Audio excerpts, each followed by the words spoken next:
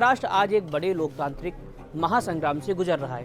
राज्य के 29 नगर निकायों में हो रहे मतदान ने शहर शहर में सियासी तापमान बढ़ा दिया है। स्थानीय मुद्दों से लेकर के बड़ी राजनीतिक साझेदारियों तक हर नाव इसी वोट बॉक्स पर लगा हुआ है। करोड़ों मतदाता आज अपने अपने शहरों की दिशा तय कर रहे हैं और अब सबकी निगाहें कल आने वाले नतीजों पर टिक गई हैं, जो तय करेंगे कि शहरी महाराष्ट्र में सत्ता का संतुलन किसके पक्ष में झुकेगा। बता दें कि महाराष्ट्र में बीएमसी सहित कुल 29 नगर निगमों में एक ही चरण में आज 15 जनवरी 2026 को मतदान हो रहा है, लेकिन सबसे ज्यादा निगाहें बीएमसी पर टिकी हैं, जहां बीजेपी महायुति और ठाकरे ब्रदर्स के एकजुट फ्रंट में सीधा मुकाबला है। बीएमसी के अलावा ठाणे, नवी मुंबई, पुणे, नागपुर, नासिक, कोल्हापुर, औरंगाबाद समेत कुल 28 बड़े नगर निगमों में भी वोट डाले जा रहे हैं। राज्य भर में कुल 2869 सीटों पर उम्मीदवार अपनी किस्मत आजमा रहे हैं। ये हाल के वर्षों का सबसे बड़ा स्थानीय चुनाव माना जा रहा है। इन सभी निकायों में कुल 3.48 करोड़ मतदाता यानी 3 करोड़ 48 लाख मतदाता अपने प्रतिनिधि चुनेंगे। इनमें से 1.03 करोड़ वोटर सिर्फ बीएमसी में वोट डालेंगे, जो अपने 227 वार्डों के लिए मतदान करेंगे। इनमें 878 महिलाएं और 822 पुरुष उम्मीदवार हैं। सभी निगमों में वोटिंग सुबह 7:30 बजे शुरू होकर के शाम 5:30 बजे तक चलेगी। 15 जनवरी को मतदान के बाद 16 जनवरी 2026 को वोटों की गिनती शुरू होगी और शुरुआती रुझान सुबह 8 बजे से आने लगेंगे। बता देंगे देश की सबसे अमीर महानगर पालिका बीएमसी में कुल 227 सीटों पर मुकाबला है और बहुमत के लिए 114 सीटें चाहिए।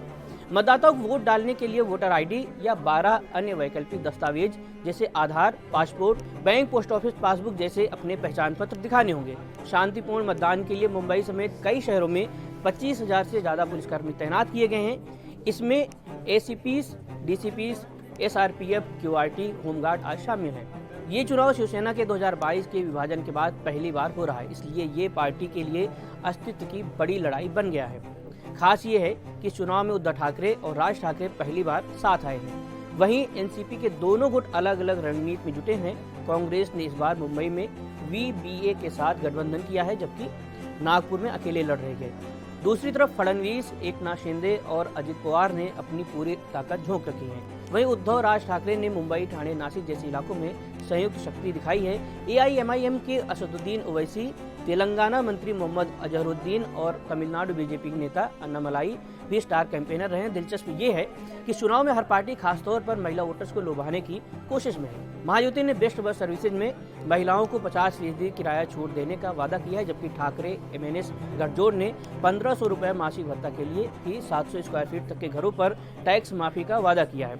गौरतलब है कि मुंबई में बीजेपी 137 सीटों पर, शिंदे गुट 90 सीट पर, एनसीपी 94 पर लड़ रही है।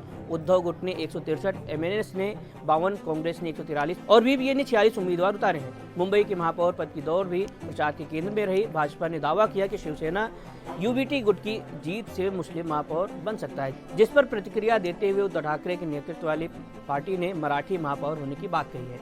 मुख्यमंत्री फडणवीस ने भी ये गारंटी दी है कि महापौर हिंदू और मराठी होगा।